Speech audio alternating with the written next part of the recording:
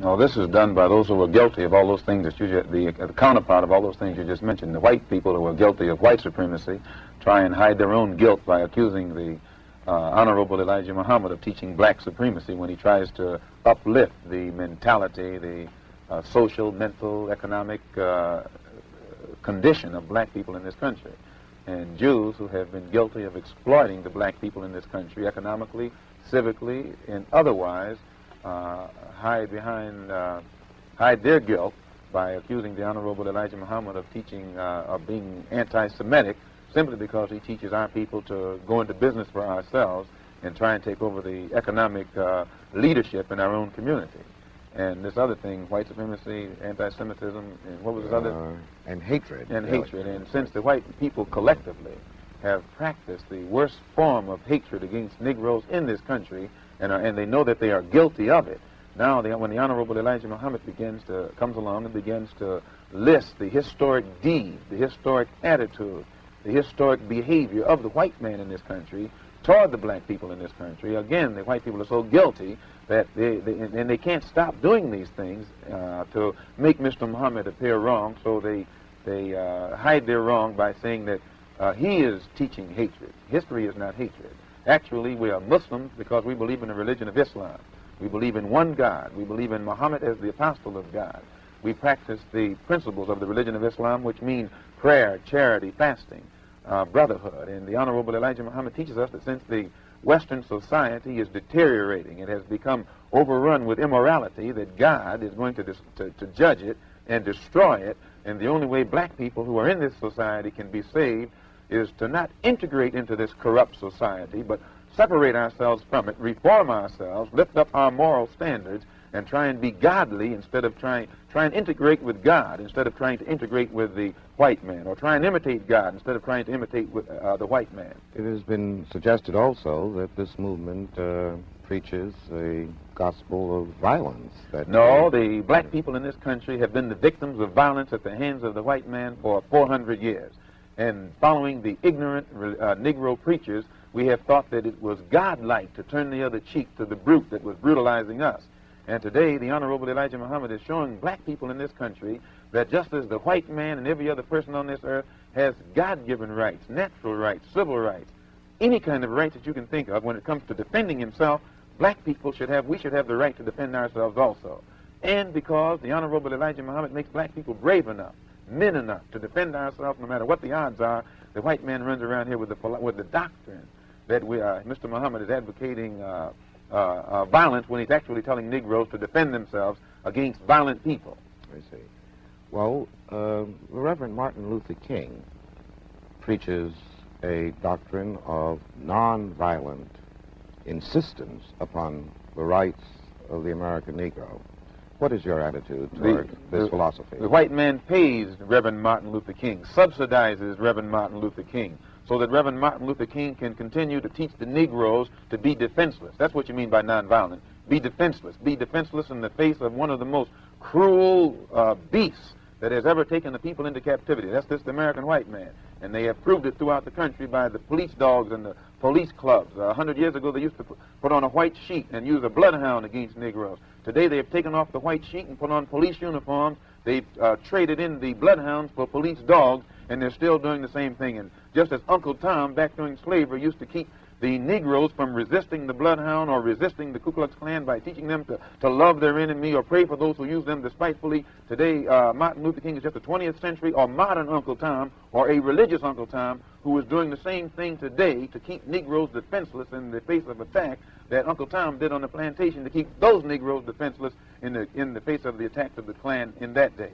But the goal of Dr. King is full equality and full rights of citizenship for Negroes. The goal of Dr. Martin Luther King is to give Negroes a chance to sit in a segregated restaurant beside the same white man who had brutalized them for 400 years. The goal of Dr. Martin Luther King is to get Negroes to forgive the people who have brutalized them for 400 years by by lulling them to sleep and making them forgetting what those whites have done to them. But the masses of black people in America today don't go for what Martin Luther King is putting down. As you said in one of your articles, it's psychologically insecure or something of that sort. I forget how you put it.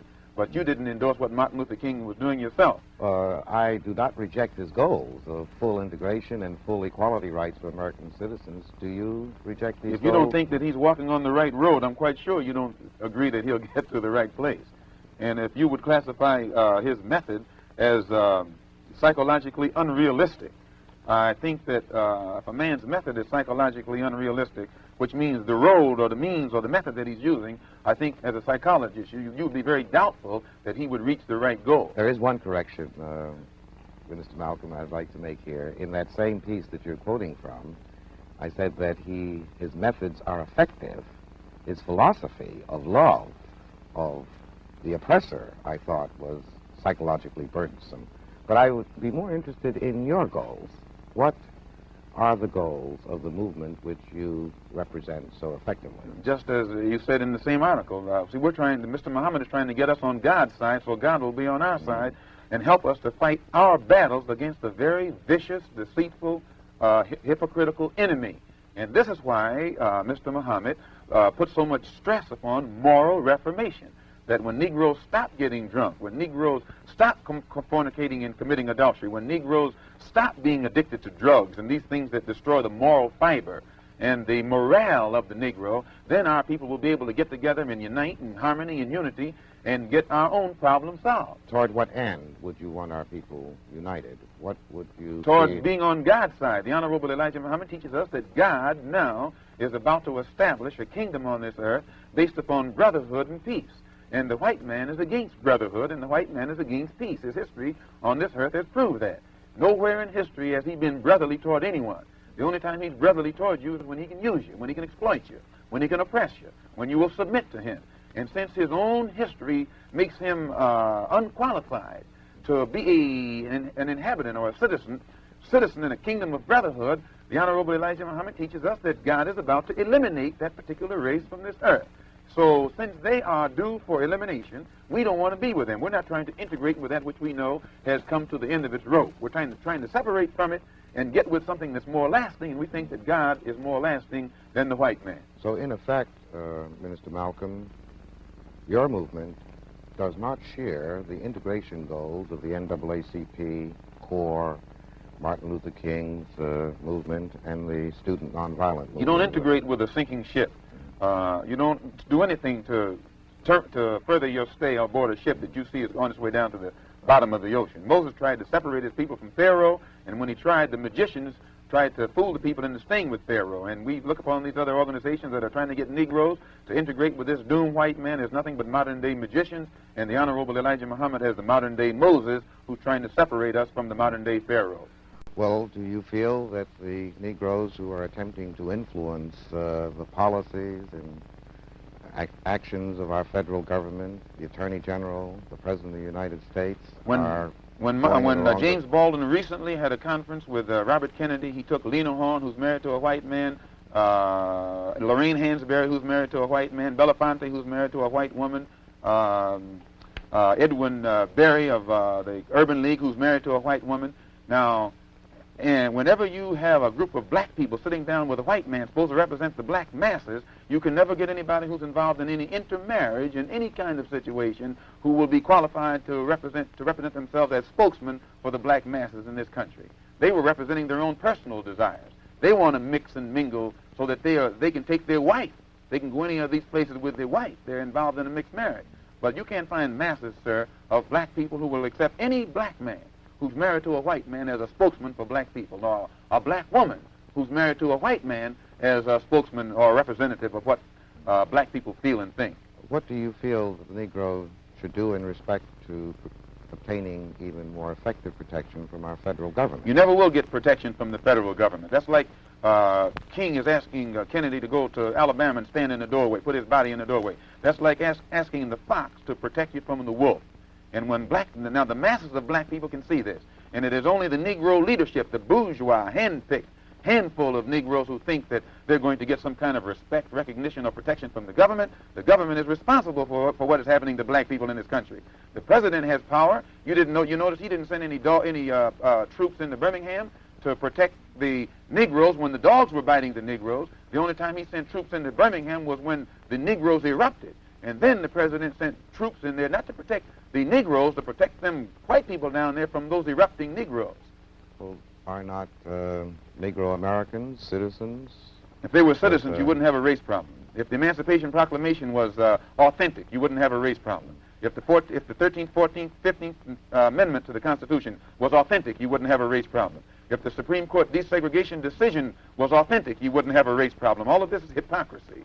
And it is this hypocrisy that has been practiced by the so-called white, so-called liberal for the past 400 years that compounds the problem, makes it more complicated instead of eliminating the problem.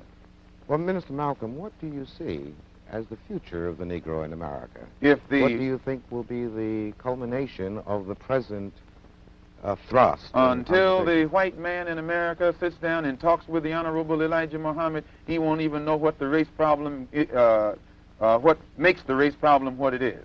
And it's just like Pharaoh couldn't get a solution to his problem until he talked to Moses, or Nebuchadnezzar or Belshazzar couldn't get a solution to his problem until he talked to Daniel. The white man in America today will never understand the race problem or come anywhere near getting a solution to the race problem until he talks to the Honorable Elijah Muhammad. Then Mr. Muhammad will give him God's analysis, not some kind of political analysis or psychologist analysis or some kind of clergyman's analysis, but God's analysis. That's the analysis that Moses gave Pharaoh. That's the analysis that Daniel gave Belshazzar. And today we have a modern Belshazzar and a modern Pharaoh sitting in Washington, D.C.